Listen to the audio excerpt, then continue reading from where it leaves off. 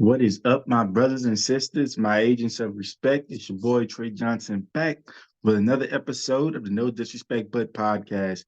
Before we get started, make sure y'all like and subscribe to the channel. Always feel free to comment. Just make sure you keep those comments respectful. And if you're interested in supporting your favorite podcaster, the link to do so will be in the episode's description. So I appreciate all the love and support that my agents of respect and fans of the show provide to me. But Yo, NFL season is coming down to the wire. Um, Probably not the best quarterback play we've seen in the NFL in quite some time, but we definitely are seeing some parity in the NFL for the first time in quite a while. And so anybody can take it.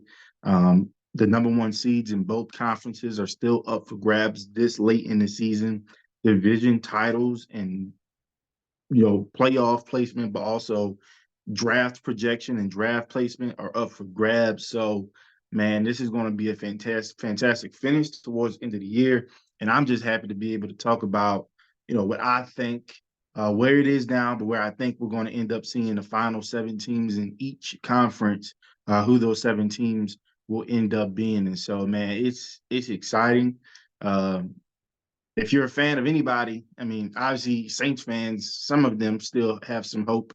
I think I'm going to kind of crush that a little bit in our episode today. But um, if you have some teams that are on that bubble, Las Vegas Raiders, they're rising up the rankings. They may have something to play for, not just a playoff berth, but the division as well. If the Kansas City Chiefs continue to falter down the stretch, so man, who knows? But I'm gonna do my best to tell you what my opinion is, and that's all it is. But at the end of the day, we'll see who's right. I am your self-proclaimed sports guru, and I take pride in that. So at the end of the day, we'll see who's right or wrong. But starting with the AFC, which is the superior conference, I don't think there's no doubt about that. Especially after what we saw last night with the Baltimore Ravens, Lamar Jackson, who arguably might be the front runner for MVP in the NFL right now. Him in that offense, in that vaunted Baltimore defense, which, look, I know what the rankings said, but I haven't had the pleasure to be able to watch them a lot this season because they haven't gotten a lot of primetime games. But, man, they are a force to be reckoned with, I'm telling you. They were flying around the field. They were making things tough for Brock Purdy. Outside of a few big runs, they were making things tough for Christian McCaffrey. They were sticking to the San Francisco 49er wide receivers like White on Rice. Man, it was just an all-out melee, forcing 5 turnovers, I believe, 5 interceptions. They stake their claim not just as the best team in the AFC, but I think is the best team in the NFL with their performance last night. So, like I said, AFC I think is the superior conference. They have been for quite some time, if you really want to be honest. But as it stands right now, the teams that are currently in the playoffs, the season ended today. The teams that will currently be in the playoffs, starting from seed 1 through seed 7, you got the Ravens as the top seed in the AFC at 12-3. Um, and their next 2 games are going to be against the Miami Dolphins and the Pittsburgh Steelers. So that game versus Miami is kind of a battle for first place in the conference. So we'll see how that goes next week. It's a shame the NFL didn't flex that game, but that's neither here nor there. Then at number 2, you have the Miami Dolphins at 11-4. They're going to be playing Baltimore and then finishing up the year in Buffalo. And so they're not only fighting for the top seed in the conference, right? They clinched their playoff berth, so they're in no matter what. But they're also fighting for the AFC East division. They're still in kind of a somewhat of a tight battle with Buffalo, who they lost 40-10 against, I believe was the score earlier in the season. So, you know, there could be a chance where if Buffalo wins their game, Dolphins lose their game against the Ravens, that final game is for the division, and that maybe that second seed, so second or third seed. So we'll see. At the third seed right now is Kansas City Chiefs sitting at 96, coming off a disappointing loss at home to the Las Vegas Raiders. Then you got the Jaguars also coming off a disappointing loss, sitting at 8-7. We're 8-3 at one point in time. They've lost 4 in a row. But right now, they're the last 2 in their schedule are Carolina Panthers and Tennessee Titans, who may be without rookie quarterback Will Levis. So we'll see what's going on with that, if he'll be able to return by that game, or if they'll stick with Ryan Tannehill as the quarterback to finish out their season. Then at 5, you have the Cleveland Browns. Cleveland Browns, who have started four or five different quarterbacks this season, lost to Deshaun Watson for the year. Dorian Thompson-Robinson suffered a concussion at one point in time. He was the guy they were trying to go with. They went with P.J. Williams for a few starts as well, and now they're turning to Joe Flacco, a guy who was on his couch, not on any roster, and they just picked him up, put him on the practice squad, elevated him, and he's been playing some of his best ball. Amari Cooper, coming off a game where he caught the most receiving yards in a game by a Cleveland Brown ever. And so he's showing that he's still one of those guys built by Bama, Roll Tide, baby, but still arguably one of the best route runners in the game. And he was giving Houston Texans defensive backs the blues. But surprisingly, the Browns, despite their injuries, losing Nick Chubb for a period of time as well, they are right now, the season into today, a playoff team. Then you got at 6, the Buffalo Bills, who have kind of been rising up the ranks over the past few weeks and looking like one of the better teams in football right now. They're sitting at 9-6, and again, like I said, have a chance to run the table and win the division. And then at number 7, you have the Indianapolis Colts at 8-7. And I'm sorry, I forgot to mention some games. The Browns finish up the season against the Jets and the Bengals. The Bills finish up the season against the Patriots and the Dolphins. And the Colts are going to finish their season up against the Raiders, who have kind of been red hot, and the Houston Texans, who have kind of faltered a little bit without C.J. Stroud. So he's missed the last 2 games with a concussion. I'm hoping, and I think all NFL fans, especially Houston Texans fans, are hoping he can be a part of these last 2 games and maybe get them, in the playoffs. Speaking of the Houston Texans, when we talk about the bubble teams, there are 5 bubble teams right now. So you have the Houston Texans also at 8-7, right behind the Indianapolis Colts, finishing the season against Tennessee and Indianapolis. You got the Steelers, who just won a game led by Mason Rudolph, and it just reported that even though Kenny Pickett should be able to play next week, Coach Tomlin is going to stay with the hot hand and Mason Rudolph as they go against the Seattle Seahawks on the road, and then they'll finish up the year against the Baltimore Ravens. And so a lot is at stake because, if the Ravens beat the Dolphins next week, do they play their starters? How does that look like? Because I think even if they beat the Dolphins, no, actually, if they beat the Dolphins, they would have shored up the number 1 seed. So maybe they rest their starters. So who knows what that game is going to look like. Then you got the Bengals at 8-7 as well, but they're without Joe Burrow for the rest of the season, and they're finishing up the year against Kansas City and the Cleveland Browns. Then you got the Raiders. Like I said, they've been coming on strong, 7-8, finishing up the year against Indianapolis and Denver. And then you have the Denver Broncos, who are 7-8, finishing up the year against the Chargers, who are without Justin Herbert for the rest of the year. And we saw how bad they looked and fired their coach and everything like that. And then they're finishing up against the Las Vegas Raiders with the last game of the year. So really, really good matchup, a really good, playoff picture here. Teams that are right at the doorstep, really vying for it. And so I think these 2 weeks, if you're an NFL fan, you're going to be excited, not just if you're a fan of these teams, but just a fan of the sport, because it's coming down to the wire. And every now and then we have, maybe a team or two that are vying for those final positions, especially since the NFL has gone to 7 playoff teams when it used to be 6. But man, I'm telling you, it's not just for the last playoff spot. There's a lot of implications from top seed to the lowest team on the bubble. And so just kind of thinking of it, the way I looked at it, look, Lamar Jackson's on a tear right now. I think that defense is only going to get better. They just have to keep staying healthy towards the end of the year. I don't see a team in the next 2 beating them. It's hard for me to even pick a team in the playoffs to beat them right now, but I just want to let it play out the way it's playing out. But what I'm thinking is I think the Ravens finished the game on a 2-game win streak. And that's even if they decide to sit their starters in the last game against Pittsburgh. But just knowing them and that rivalry, I just don't see them wanting to give Pittsburgh a little help in terms of the Baltimore sitting their starters. I can see them playing their starters. They may not play the whole game, but I think they'll play a significant amount of time to get some reps, and then go from there. So I see the Ravens finishing the year at 14-3, securing that top seed, and Lamar Jackson probably securing the most valuable player award. Dolphins, I actually have them splitting the next two games. I got them losing to Baltimore, obviously, but I do have them in kind of a gotta have game for the division. I'm going to pick the Dolphins in that one. I think Mike McDaniel, Tua, Tyreek Hill, hopefully Jalen Waddle's healthy. I think they get over the hump. I think they get that division title, and they secure that 2 seed in the AFC. Chiefs, I think they're going to win out as well. Then they're going to finish 10-6, but they're going to stay where they are record, draft or not draft position, playoff position wise. And they're going to stay at that 3 seed. Going against a Cincinnati team without Joe Burrow, and especially after the embarrassing loss, I think Andy Reid's going to have those guys ready. And finishing out the year against the Chargers team with no Justin Herbert, they just kind of got the luck of the draw, if you want me to be honest with you. So I got them finishing 11-6 on the year. Then we get to the Jaguars.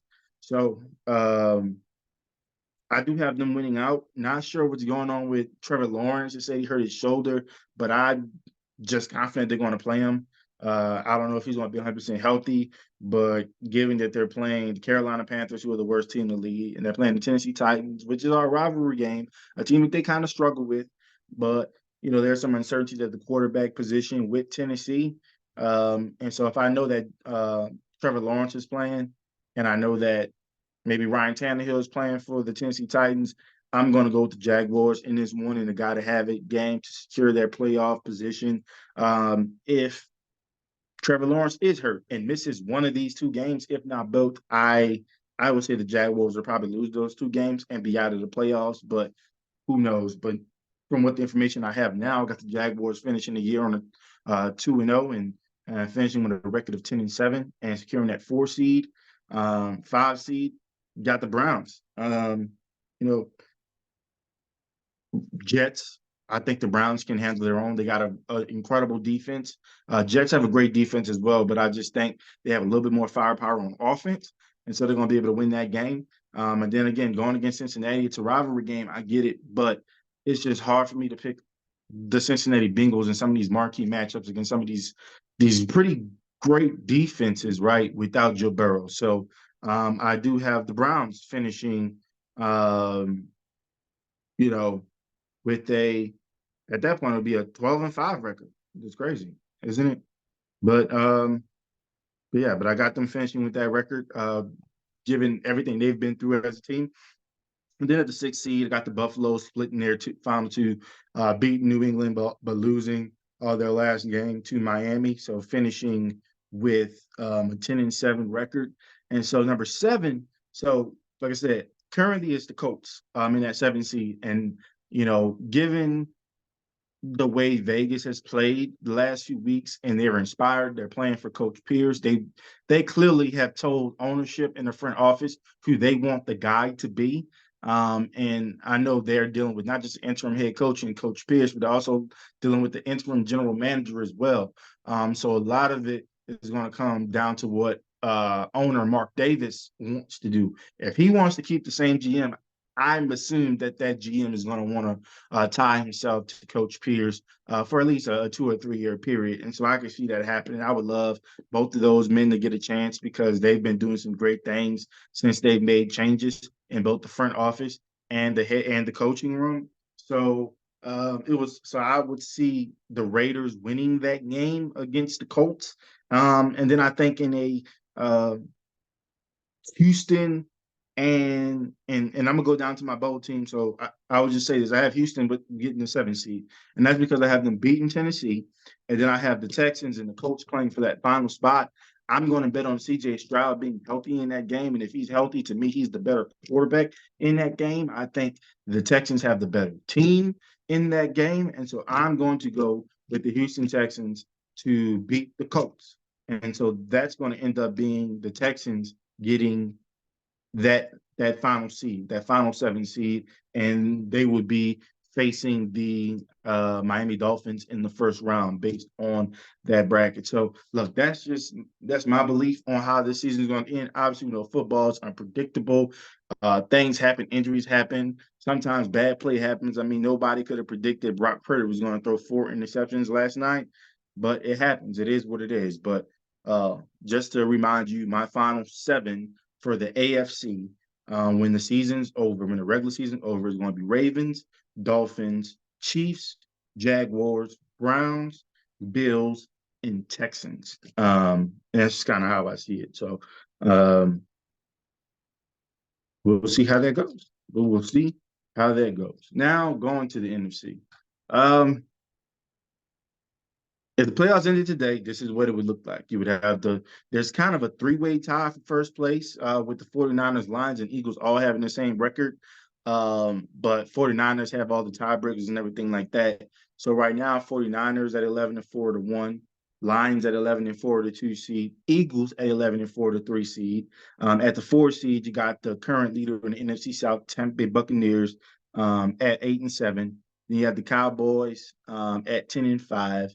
The Rams at 8-7 are the 6th seed. They actually, kind of secured that a little bit or got a lead over the Saints in that regard when they played. And then at the 7th seed, you got another NFC West team being the Seahawks at 8-7. The team that I kind of thought was going to miss the playoffs. I thought last year was a fluke, but they fought their asses off and they have a chance to get to the playoffs. And so, and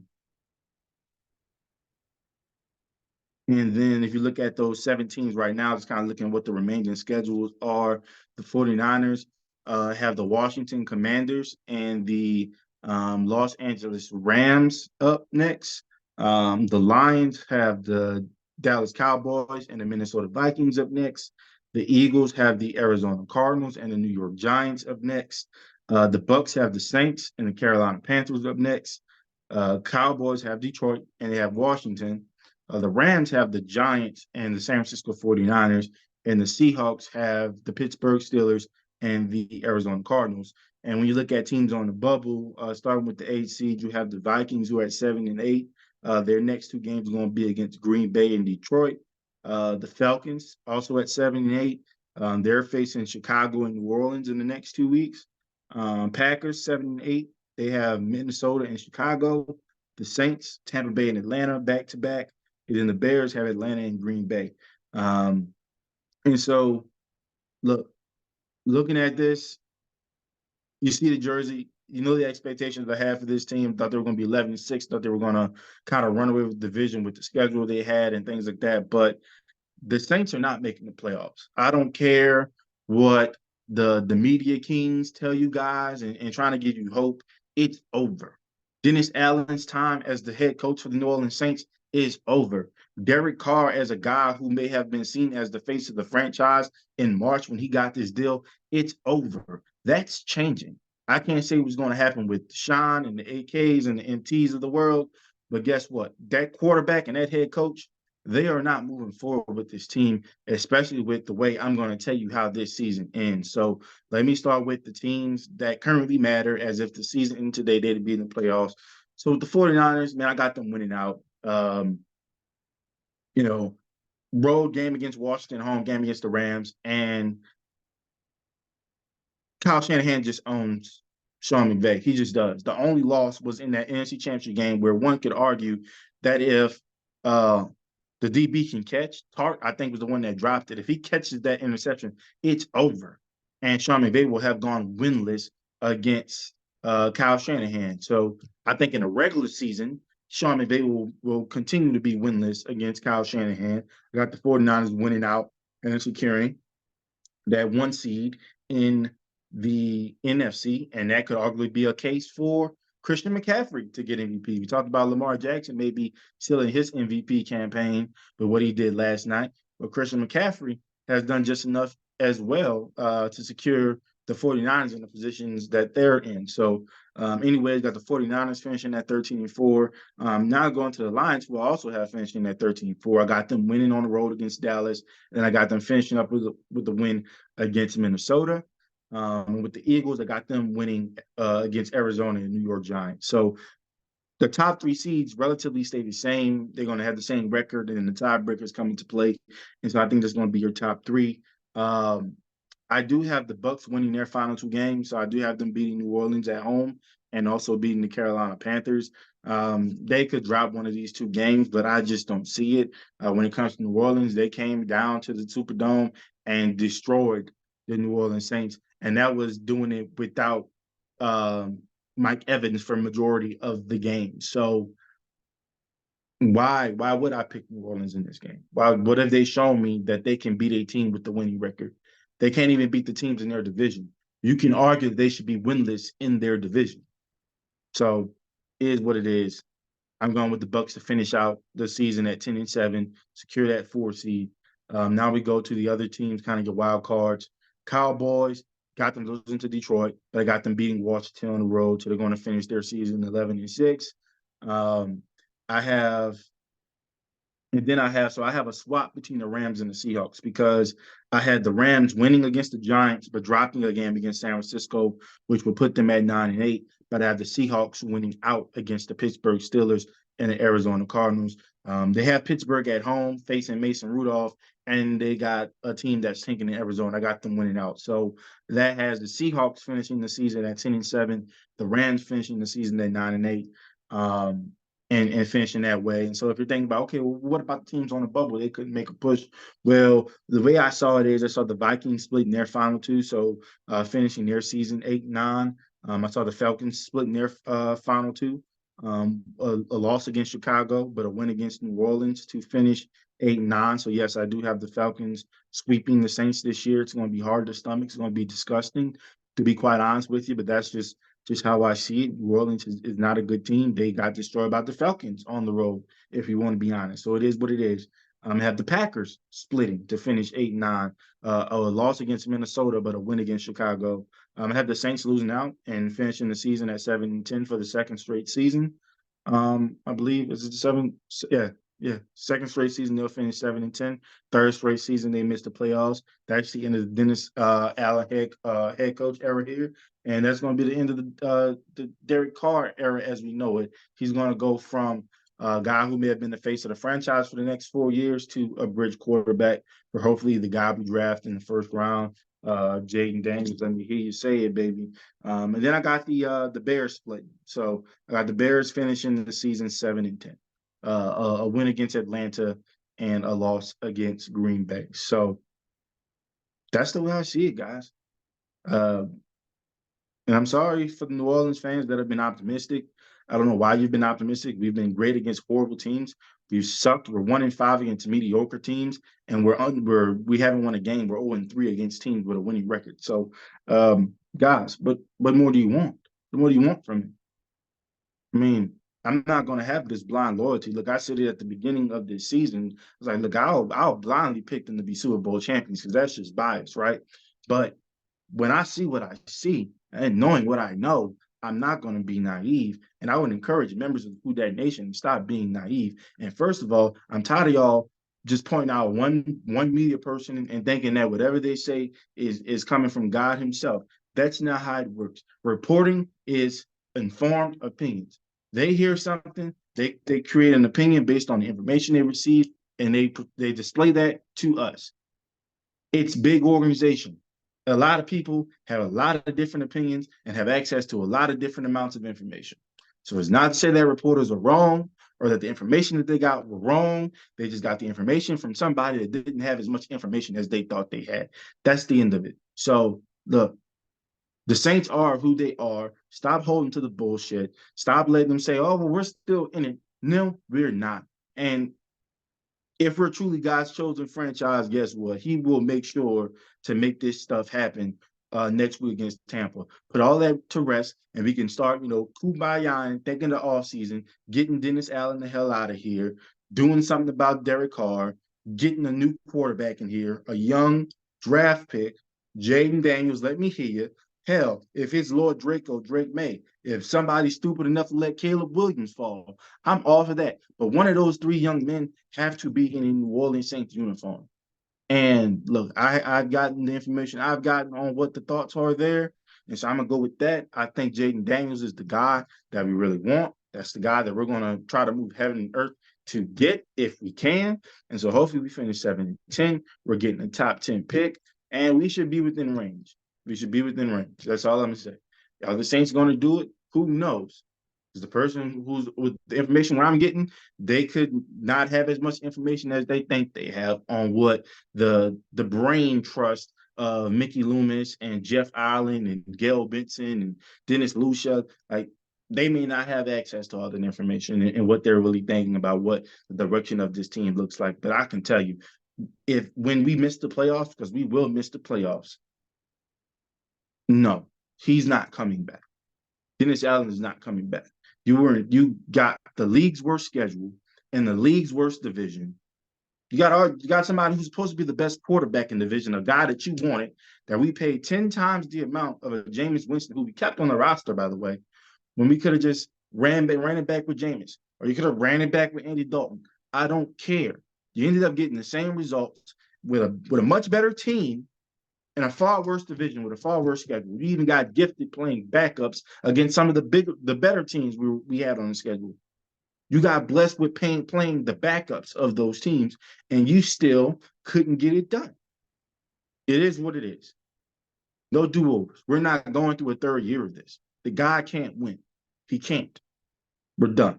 So, final predictions for the playoffs: 7, 49ers, Detroit, Philadelphia, Tampa Bay Buccaneers, congratulations, Dallas Cowboys, Seattle Seahawks, and the Los Angeles Rams. That's what I see it as. And so we'll see how the last 2 weeks of the NFL season play out. Hell, if the Saints want to decide now for the first time this season to prove me wrong, by all means do it. I'll still be happy if they somehow sneak into the playoffs. I'll be happy and rooting for them to beat the Dallas Cowgirls. But that's just be blind fandom. I need to be real. I don't see it happening. So shout out to the teams that are actually doing enough things to get themselves to the dance and have an opportunity to win an NFL title, a Super Bowl. So it is what it is. But man, these 2 weeks are going to be great. Enjoy it. Hell, even if you're Saints fans, enjoy it, because it could be the end of a terrible era. So we're looking forward to seeing how these next 2 weeks go down in the NFL season. And boy, it's going to be one. It's going to be fireworks to the very end. And hopefully it spills over into the postseason. You always love when there's some unpredictability in it all, in that teams that you don't expect to get it done, they get it done. So are we going to see some upsets? Depending on the matchups, you just might. You just got to stay tuned for it. But anyways, as I end the show, as I always do, if I said anything that offended anybody, that's a good thing. It's an opportunity for me to learn, and it's an opportunity for you to teach me. All I ask is that you keep it respectful. Peace.